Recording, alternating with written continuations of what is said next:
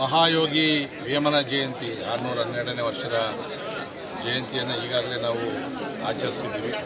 ಪ್ರತಿ ವರ್ಷ ಕೂಡ ವೇಮನ ಸೌಹಾರ್ದ ಪತ್ತಿನ ಸಹಕಾರ ಸಂಘದ ವತಿಯಿಂದ ಅದ್ದೂರಿಯಾದಂಥ ವೇಮನ ಜಯಂತಿ ಮತ್ತು ಅದರ ಪ್ರಯುಕ್ತ ರಕ್ತದಾನ ಶಿಬಿರ, ಆರೋಗ್ಯ ಶಿಬಿರವನ್ನು ಪ್ರತಿ ವರ್ಷದ ರೀತಿಯಲ್ಲಿ ಕೂಡ ಈ ವರ್ಷವೂ ಬಹಳ ವಿಜೃಂಭಣೆಯಿಂದ ನಮ್ಮ ಎಲ್ಲ ಅಧ್ಯಕ್ಷರಾದಿಯಾಗಿ ಎಲ್ಲ ನಿರ್ದೇಶಕರು ಮತ್ತು ಸಾರ್ವಜನಿಕರು ಸೇರಿ ಕಾರ್ಯಕ್ರಮ ಮಾಡ್ತಾಯಿದ್ದಾರೆ.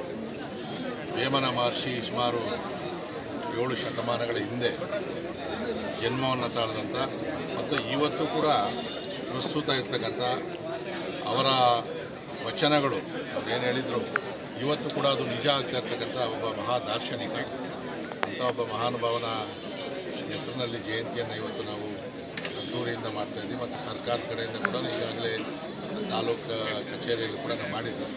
ಮತ್ತು ವೇಮನರವರ ಹೆಸರಿನಲ್ಲಿ ಯಲಾಂಗದಲ್ಲಿ ಉದ್ಯಾನವನ ಕೂಡ ಹೆಸರನ್ನು ಕೂಡ ನಾವು ವೇಮನ ಮಹರ್ಷಿಯ ಆದರ್ಶನವನ್ನು ನಾವೆಲ್ಲ ಕೂಡ ಅಳವಡಿಸ್ಕೊಳ್ಬೇಕಾಗ್ತದೆ.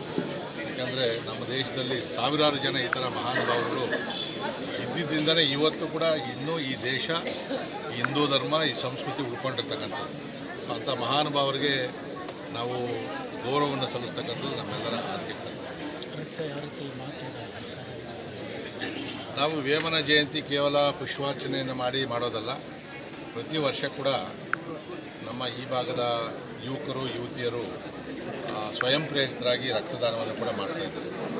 ಇವತ್ತು ಜನಸಂಖ್ಯೆ ಜಾಸ್ತಿ ಆಗ್ತಾಯಿದೆ, ರಕ್ತದಾನವನ್ನು ಮಾಡ್ತಕ್ಕಂಥವ್ರ ಸಂಖ್ಯೆ ಕಡಿಮೆ ಆಗ್ತಾಯಿದೆ.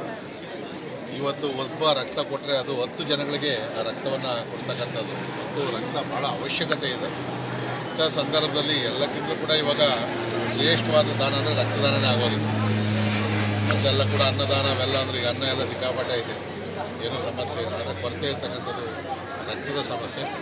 ಈ ವೇಮನ ಬ್ಯಾಂಕಿನ ವತಿಯಿಂದ ಪ್ರತಿ ವರ್ಷ ಈ ಥರ ರಕ್ತದಾನವನ್ನು ಮಾಡಿ ಅದನ್ನು ಸಂಬಂಧಪಟ್ಟಂಥ ಸಂಸ್ಥೆಗಳಿಗೆ ತಲುಪಿಸಿ ನೂರಾರು ಜನರ ಪ್ರಾಣ ಉಳಿಸ್ತಕ್ಕಂಥ ಕೆಲಸವನ್ನು ಮಾಡ್ತಾಯಿದ್ದೀವಿ. ಇದು ಅತ್ಯಂತ ಸ್ತುತ್ಯಾರ್ಹವಾದಂಥ ಕೆಲಸ.